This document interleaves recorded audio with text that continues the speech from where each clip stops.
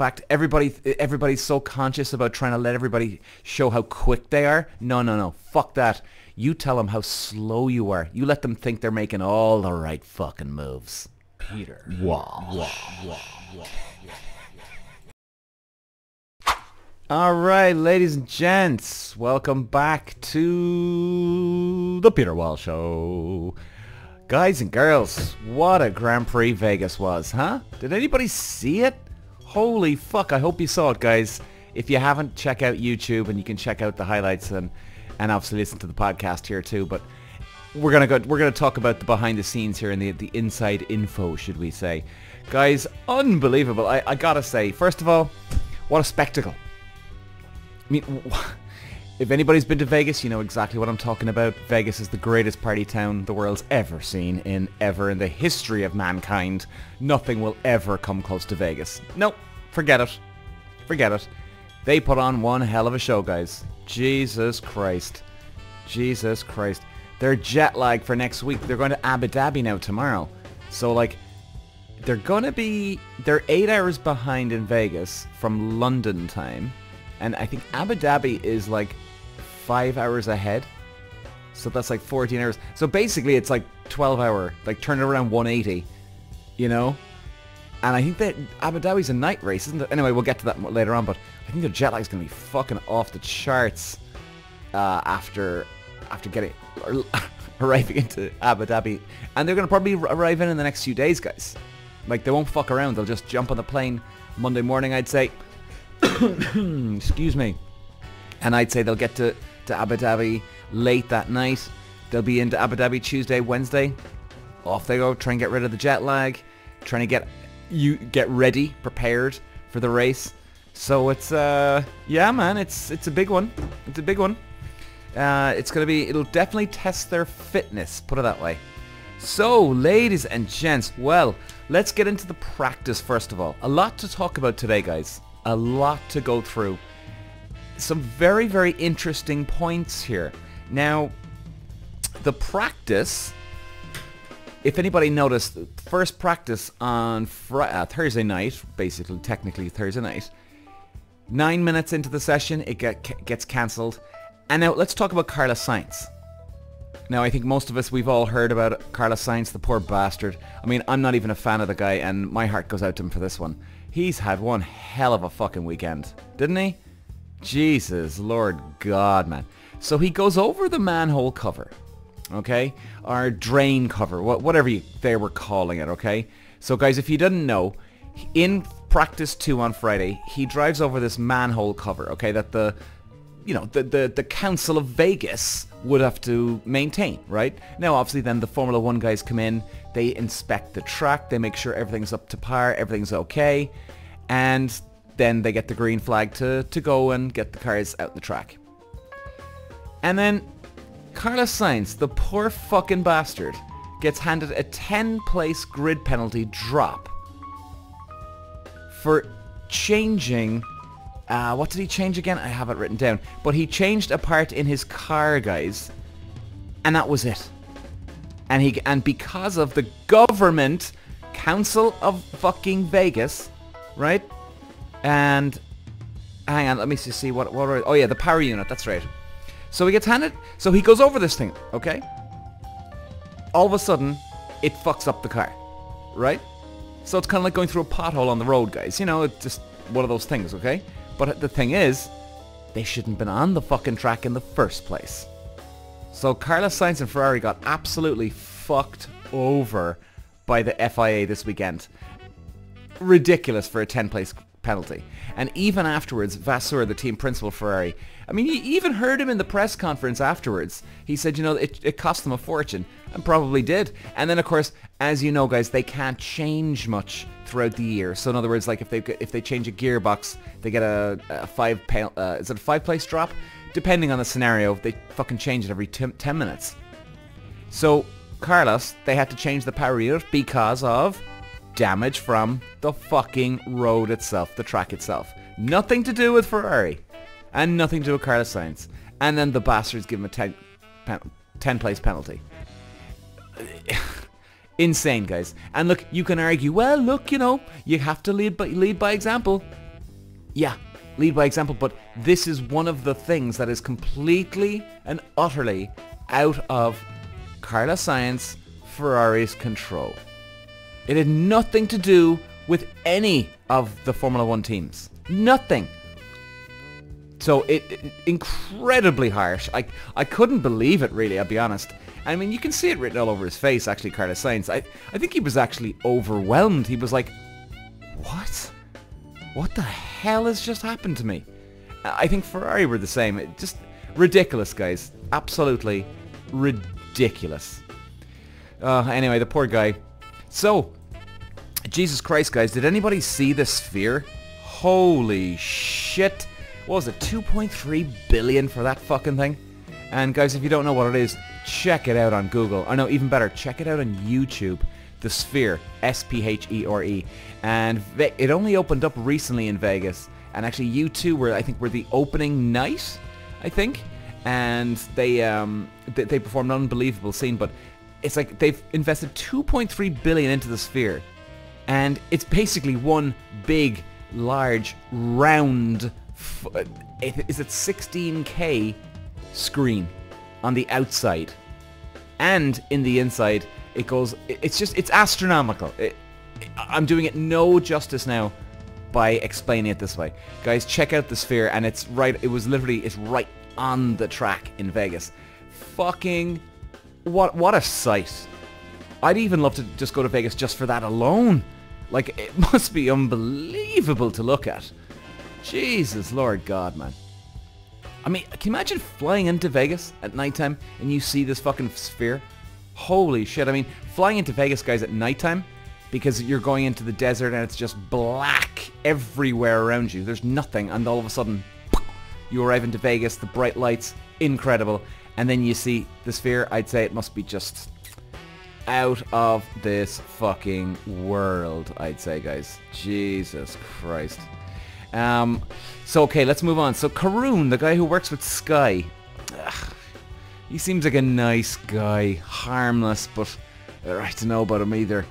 I think he's too much of a lick ass. But let's see. Okay, so Karun said it was important to get the last few laps in at the end of practice to get the car. Well, he's all over the place, really, Karun. This guy, I mean, basically he's saying that you have to go push hard at the end of practice, okay, to get a good lap in, see where you're at. Now, he's wrong, by the way, 100% wrong. Your attitude for practice should be to get the best handling out of the car. Now, if you're focused 100% on your handling in the car, okay, 100% focused, the lap time will come at the end. Even if you, like, for me, guys, in practice, go flat out all the way across, all the way through the lap, okay, and even on the straight, lift off the power. Don't show them your hand. In fact, everybody's so conscious about trying to let everybody show how quick they are. No. Fuck that. You tell them how slow you are. You let them think they're making all the right fucking moves. That's exactly what you need to be doing. So Karun is wrong there. Like, you should not, that is not your attitude to go out and get the fastest lap. Your fucking attitude should be to get the best handling possible.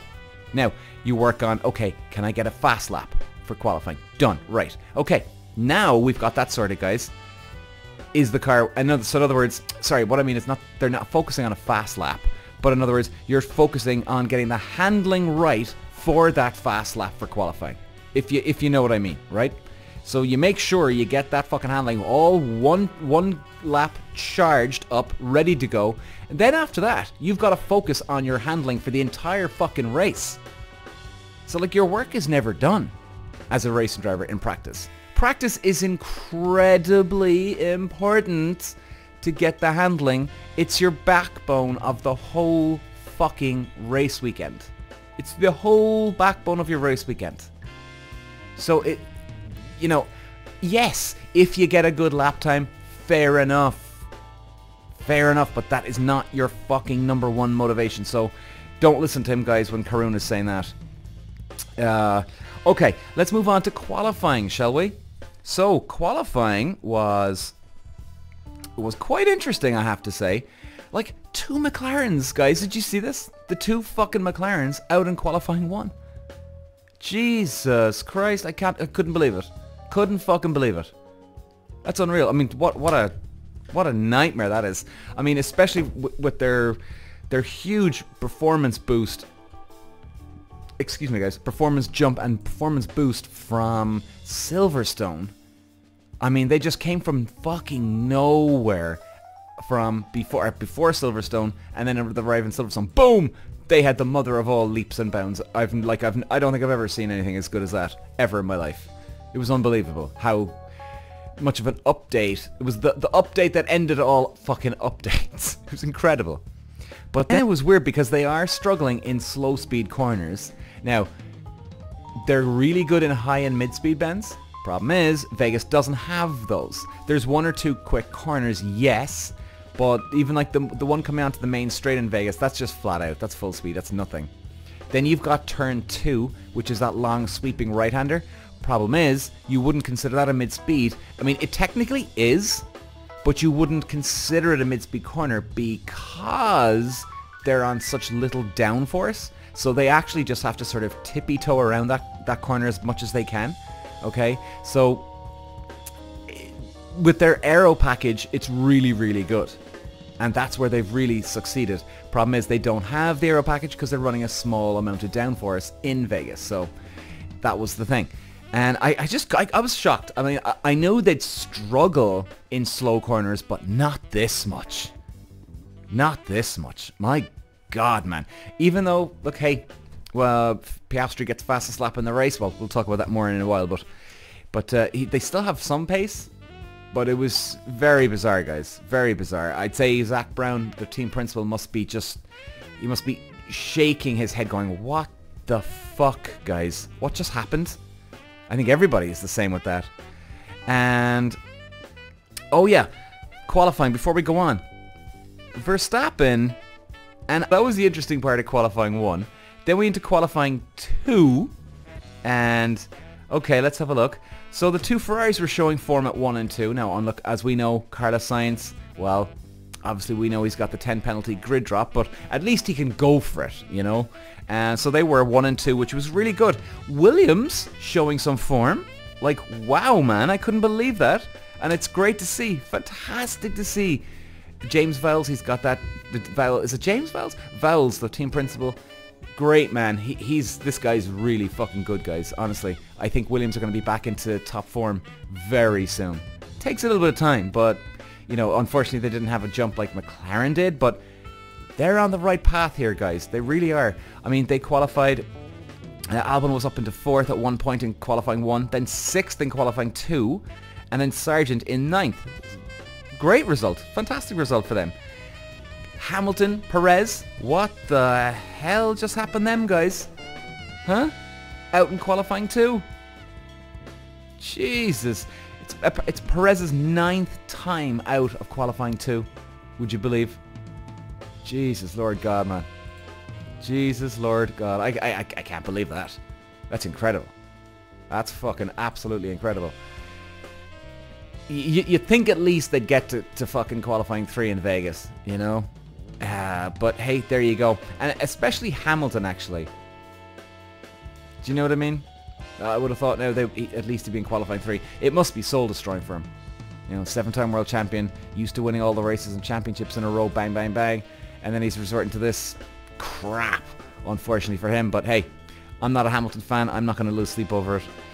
Okay, this was an interesting one now from Mr. Christian Horner.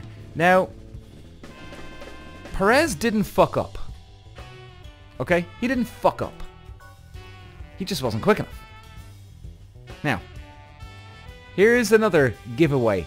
Guys, I'm like a broken record. I've always been saying Perez is always getting slowed down by Red Bull. And you don't have people on social media, you don't have a fucking clue what you're talking about, boy. Fuck you. Oh yeah, some guy who's just looking for clicks and views. No. Fuck you. Bullshit. Guys, it's so blatantly obvious. Even before Vegas, Christian Horner said there's no need for Verstappen to help Perez this weekend. Can you imagine fucking saying that as the team owner? Like, surely you want to secure second in the championship, right? Surely you do, okay? Finish ahead of McLaren. Mercedes. Surely you want that, right? In a logical world, well, yes, of course.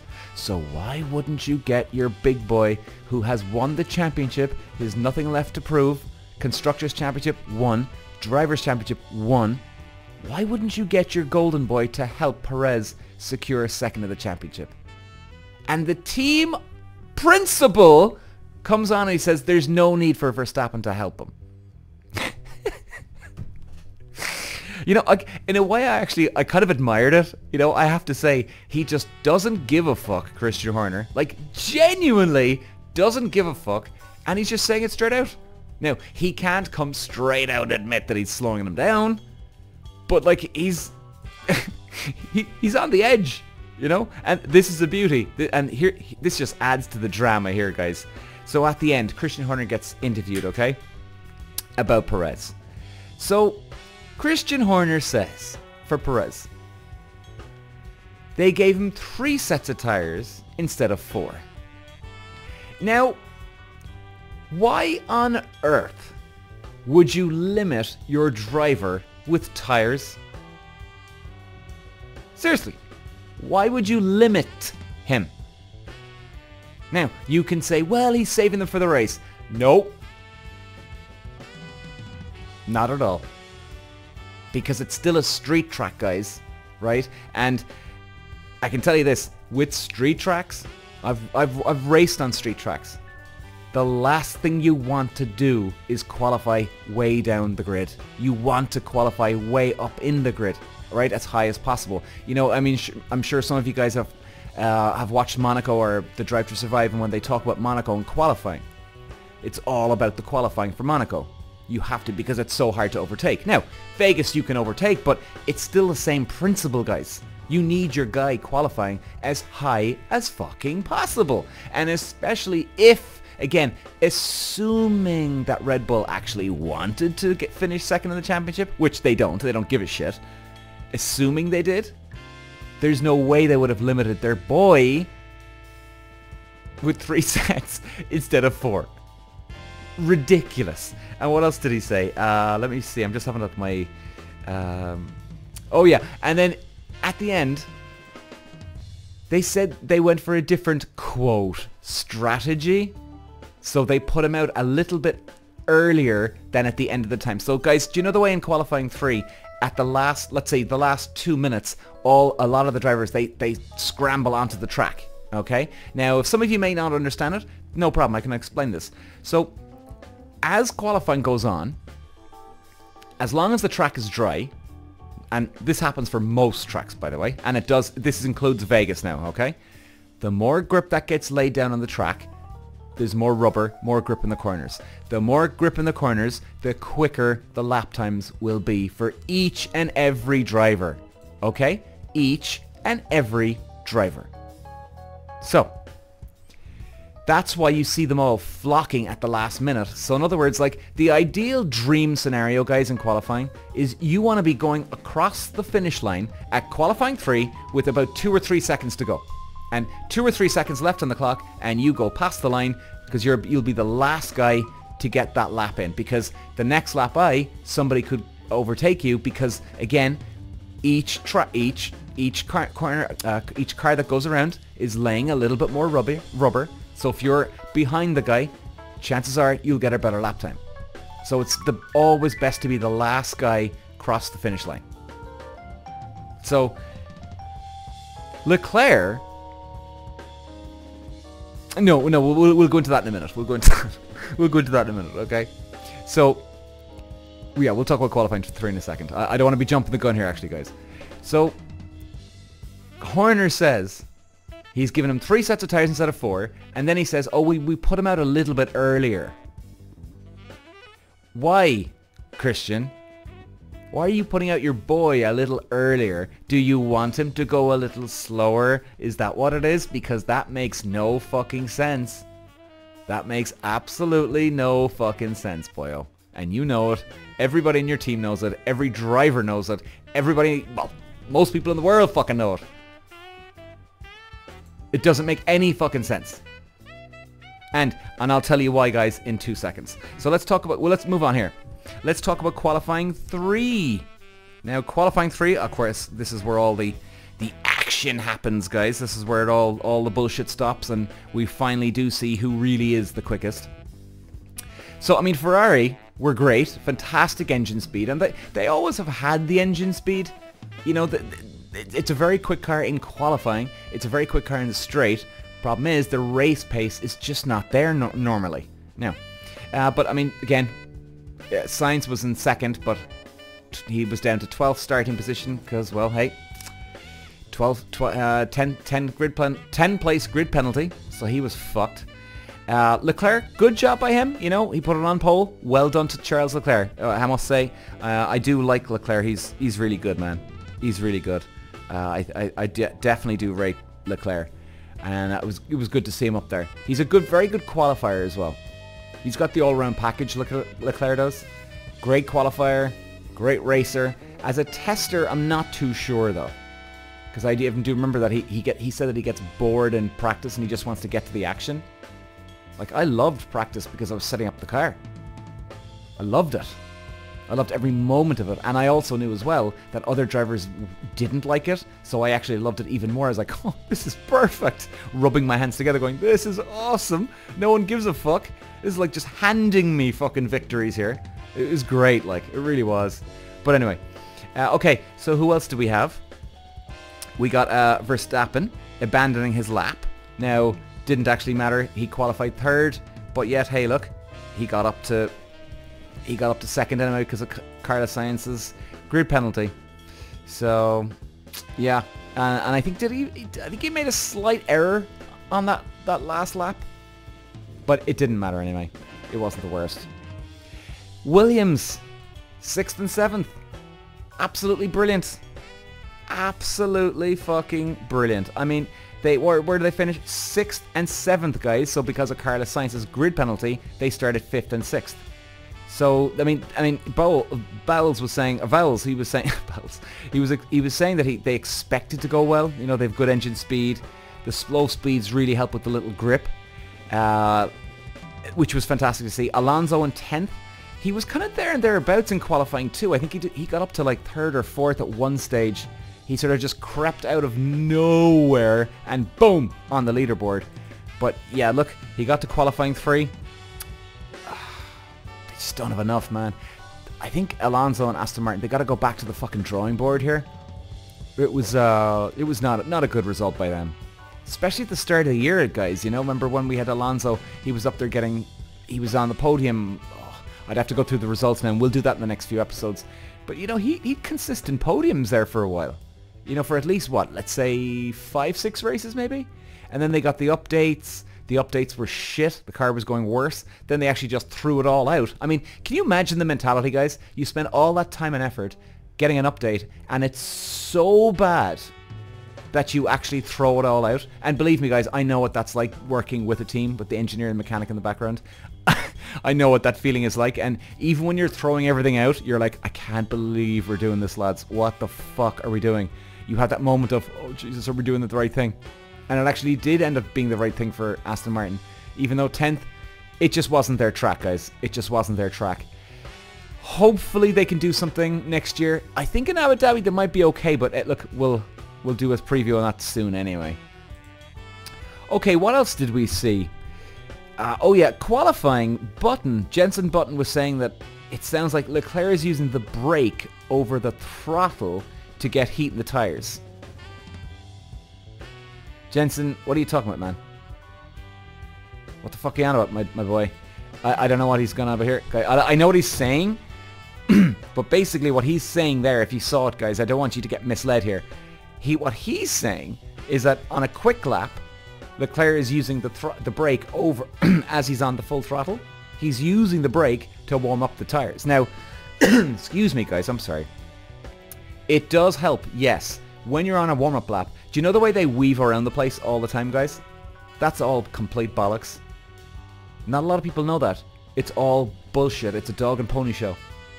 It does nothing for the tires to heat them up. The only real effective way to heat up your car and the tires is keep the car in a straight line, and you start on, off the brakes, on, off the brakes, on, off the brakes, and you're intense with the brake. You're pushing down hard, letting the thing get really, and then you off, and then you do a light brake, and then another light brake, and then a hard brake again. But then you also ride the brake, the throttle, and that's how you go. Now, unless I completely misquoted Button on that one, but I don't think he was, because Leclerc wasn't going that slow, you know, and yeah. Anyway, I hope I got Button wrong on that one, because what he's saying doesn't make any fucking sense. And Leclerc is certainly not going fast on the track and covering the brake while he's on the full speed on the throttle. He ain't doing that. So, okay, the race, guys. Well, first off, did anybody see the size of Shaquille O'Neal? Holy shit! Did anybody see the size of Shaquille O'Neal standing next to Christian Horner? Fucking hell! I think it was Shaq is 7'1". Christian Horner is like 5'8", 5'9". He's a small enough guy.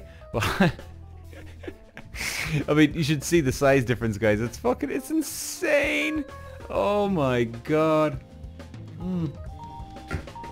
But yeah, guys. And he's also a bit of a complete prick, Shaq. Did anybody see that? Martin Brundle's trying to interview him. And he's just ignoring Brundle anyway, first of all. And just, he's like, yeah, whatever. He barely even acknowledges Brundle. And then, he's a guest at Red Bull for the weekend, right? So Shaq is a guest at Christian Horner's Red Bull team with Perez and Verstappen in the team as drivers. And he goes past Brundle eventually, and all he says is, Lewis Hamilton, baby, and he just walks on. So he's cheering for another guy in a team, even though he's with the other team. Now, he doesn't have to be showing blind loyalty, of course not. But it just added to his... He's a fucking prick, that guy Shaq. Like, honestly, guys, YouTube it. Just an absolute asshole. Oh, Mr. fucking hot shit boy. Oh, God. Okay. And, oh yeah, it was so funny. Before we get into it, did anybody see Jenson Button and Danica, isn't it? Yeah, Danica Patrick, the racing drivers. Did you see the two of them on Sky Sports? They were interviewing on before the race, and they were all dolled up. Right? They're all dressed up to the nines. You know what that is? They're fucking going out in the piss afterwards. That's exactly what's going on in Vegas. They're not dolled up. They're not dressed up for the show of Sky Sports. No. They got dressed up to go out in the fucking piss afterwards. I know Vegas. I know racing drivers. Trust me on that one. They were going out in the fucking piss afterwards. It was funny. Like, dolled up to the nines for the camera. I mean, and how long were they in their clothes? Like, they must have been in their clothes for about, I don't know, 3-4 hours of TV coverage. You know, I don't think I've ever seen Jenson Button that dressed up for Sky Sports or Danica Patrick. Oh, you just know it. And they wouldn't admit it on TV, but they were going out drinking afterwards. Okay, now let's have a look, guys. The track itself was so fucking slippy. Did anybody notice that on the onboard footage, especially? I think didn't even Crofties or Brundle said at one stage. It was like they were racing in the wet. Like they were taking the corners so easy. Like really, it was that fucking bad. It was that fucking bad. It was incredible. That track is just... And now, what really fucked it, guys, tonight was... It's not that there was no rubber getting laid down. It was the temperature in the air. That's what really fucked them tonight. Well, Vegas night. So it just goes to show. And the thing is, guys, because it's a new track, it hasn't been broken in. Like, if they had a couple of support races there now that weekend, it definitely would have helped. No two ways about it. They would have got a bit more rubber laid down on the track. It just would have settled the track down a bit, I suppose you could say. Settle down is a good word. But, I mean, it was so tricky and slippy. I mean, any one of them could have put it into the wall. And I think most of them had. a bit of an incident. You know, they had a very, very close incident to the wall themselves. A lot of them. So, I mean, it was great for us to watch. Oh, fucking fantastic to watch. And, okay, let's have a look. So, like, after 4 laps, guys, I mean, the drama didn't end in Vegas today, did it? Even in 4 laps in, we had a safety car, virtual safety car, and oh yeah, and in turn 1, Verstappen gets a 5-second penalty for his pass on Leclerc into turn 1. Did anybody see that? Are you fucking joking me? That was not a 5-second penalty. That was just 2 guys just having a bit of an off, right? Now, you could say and argue that Verstappen pushed him off the track. Well, number 1, he didn't push him off the track deliberately because Verstappen went off himself. Okay? Alright? Number 2, it was so slippy. Verstappen actually underestimated the grip on the car.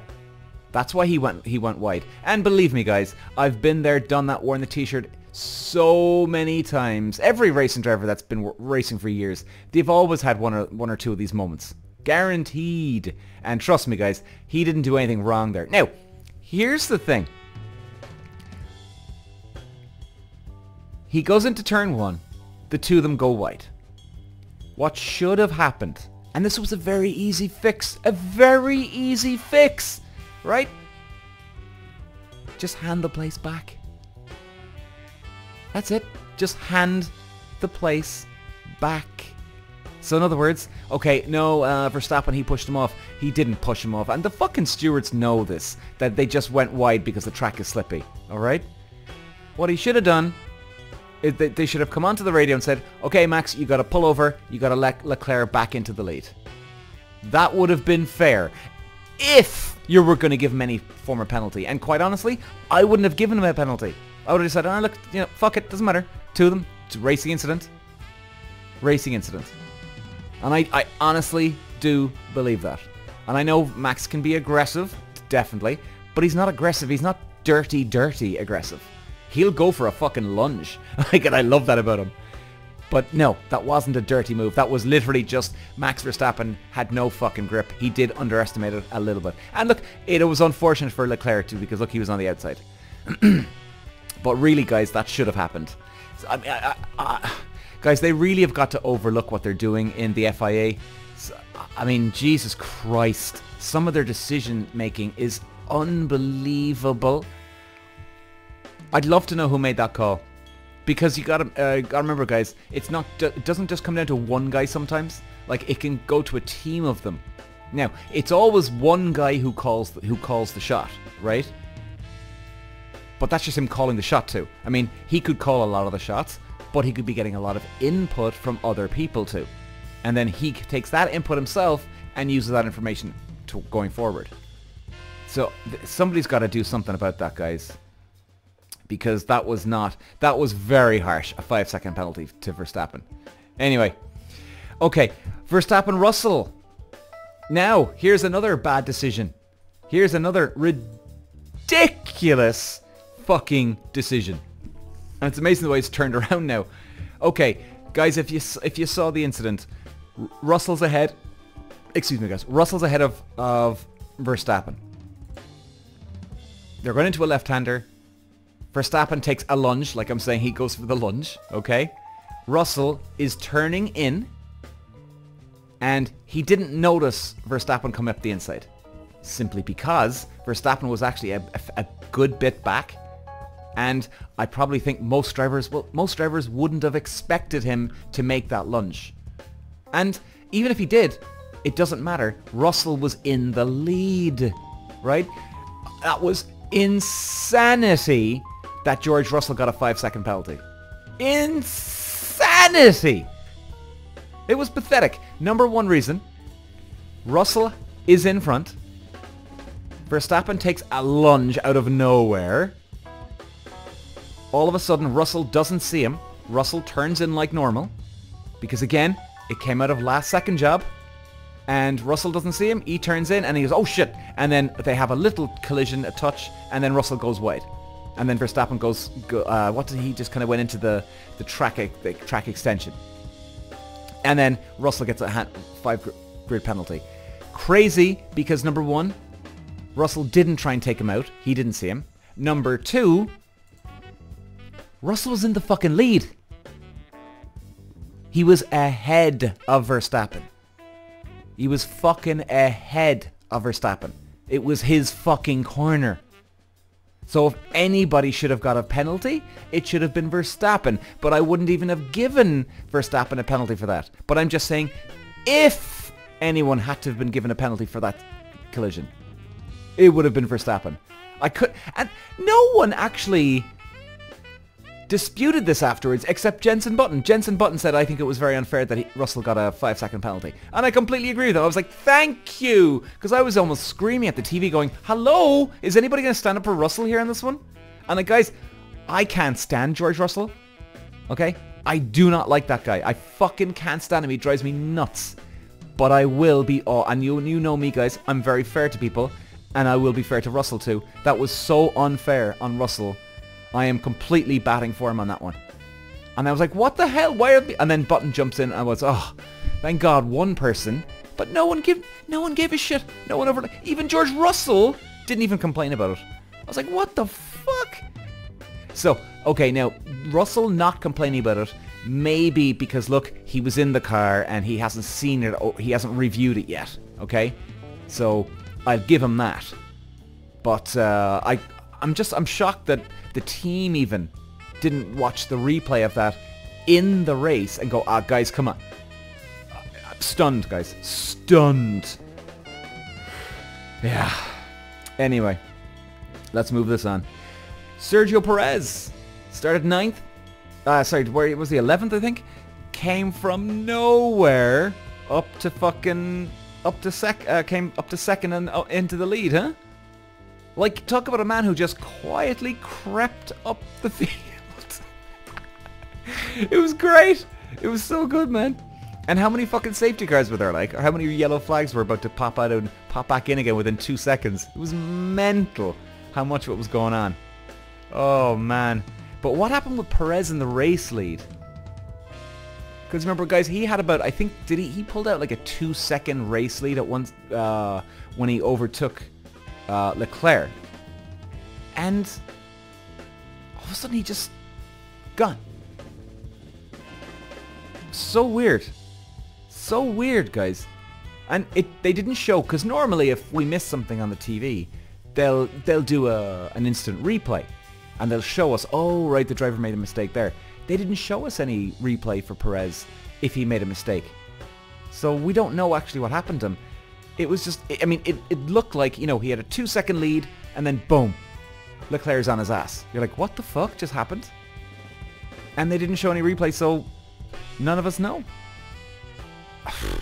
Maybe his tires went off all of a sudden, but if they were going to go off that quick, he would have really, really struggled for the rest of the race, which he didn't struggle for the rest of the race.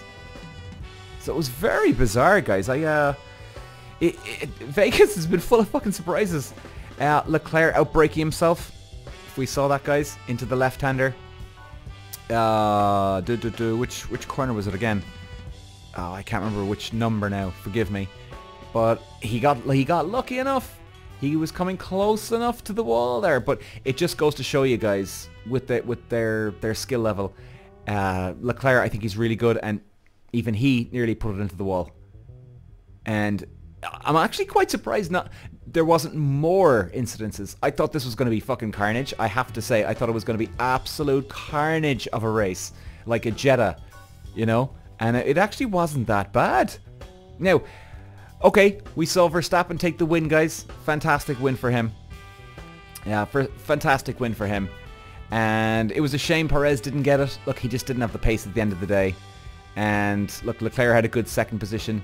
So, you know, congrats to him.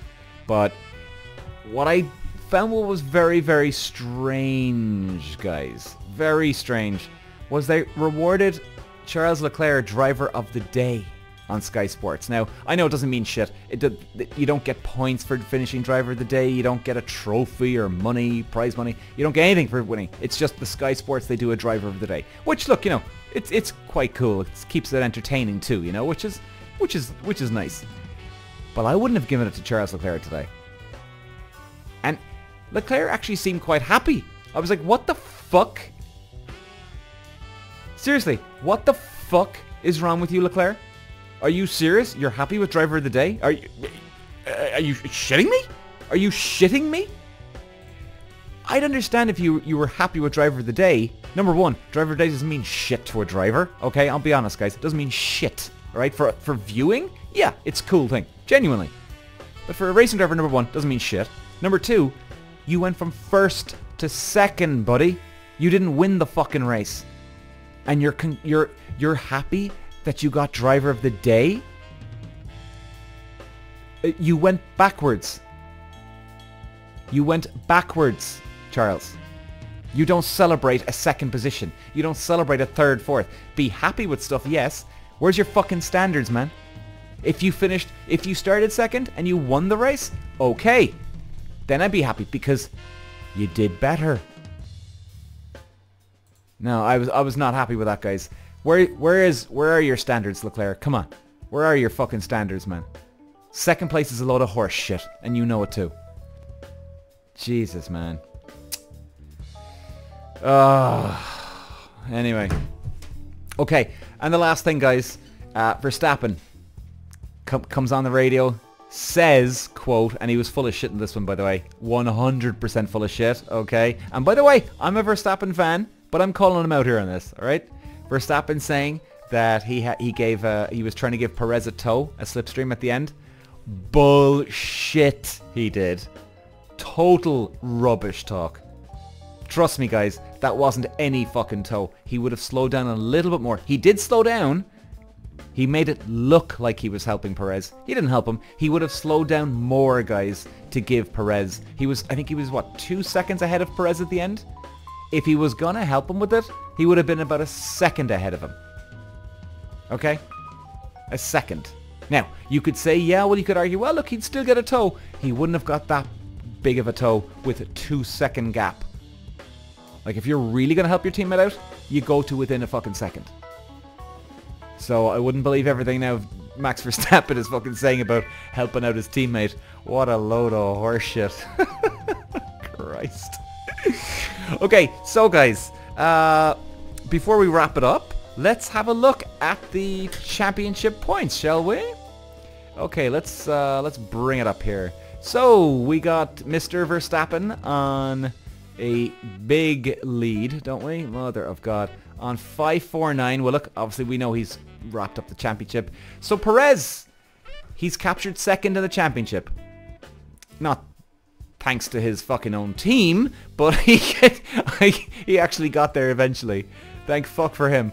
I actually feel kind of happy enough for him, even though second is a lot of bollocks. But look, at least he didn't get beaten by the Mercedes, you know. So at least that. Like I wouldn't be celebrating up and down, jumping for joy here if I was Perez. But look, at least he just got the second, at least, you know.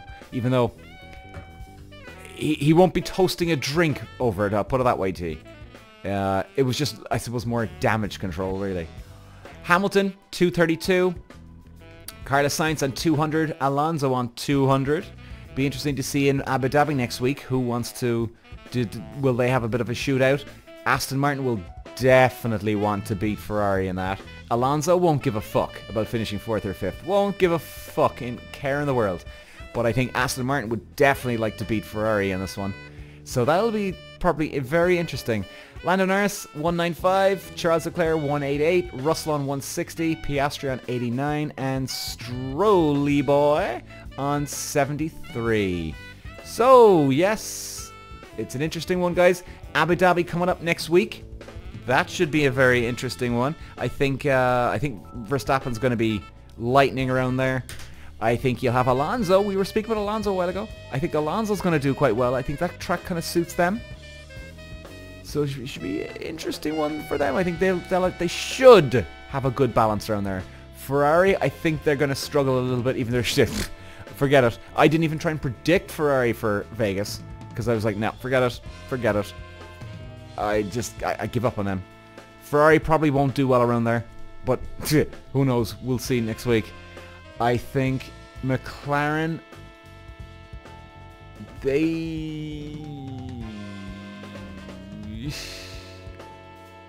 I think they'll be there and thereabouts, McLaren, next week. I don't think they're going to win it. I don't think they're going to challenge for pole. But I think they'll be quick enough.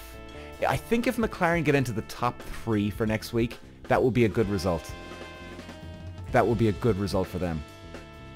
But we'll see. So guys, love you and leave you. Thanks for listening today. And we will be back this Friday with the Abu Dhabi warm-up and build-up. And we're going to break down the track as usual. We'll do an onboard lap. And we'll go through predictions, any updated F1 news. That's all coming this Friday, guys. Thanks for listening, guys. Take care. Bye-bye. Peter. Walsh.